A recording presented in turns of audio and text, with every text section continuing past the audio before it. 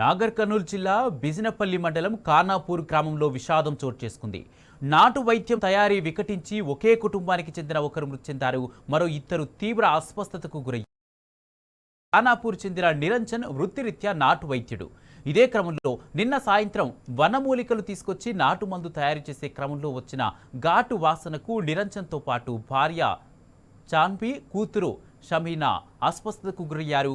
బాధితులను కుటుంబ సభ్యులు ఆసుపత్రికి తరలించగా చికిత్స పొందుతూ చాన్వి మృతి చెందింది. నిరంజన్, షమీనా అదే ఆసుపత్రిలో చికిత్స పొందుతున్నారు.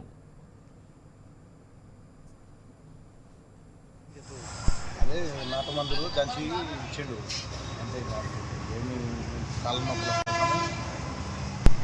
ఎప్పుడైనా ఇస్తుండే చాలా మందికి ఇచ్చిండు. ఒక్కరికి కాదు. ఎన్ని సంవత్సరాలు? మా నాయన 40 సంవత్సరాల నుండి చేస్తున్నాడు. ఇప్పుడు ఎవరు తయారు చేసి ఎవరు ఇచ్చారు? ఆడ బిజినపల్లె షాప్. ఇప్పుడు ఇంతకుముందు ఇక్కడ బొడ్డుగా దగ్గర తీసుకుంటుండే బొడ్డుగా షాప్లో. నార్కల్లా బిజినపల్లె తీసుకున్నాడు. దానివల్ల అట్లా ఏమైంది కల్తీ, ఆడ కల్తీ జరిగిందని అంటున్నారు.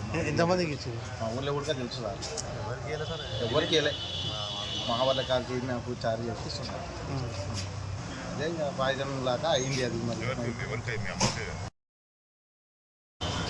అది వాంతులు వచ్చినాయి. పూర్గా వాంతులు వస్తే మా పిల్లలు తీసుకొని వచ్చారు. అన్నప్పుడు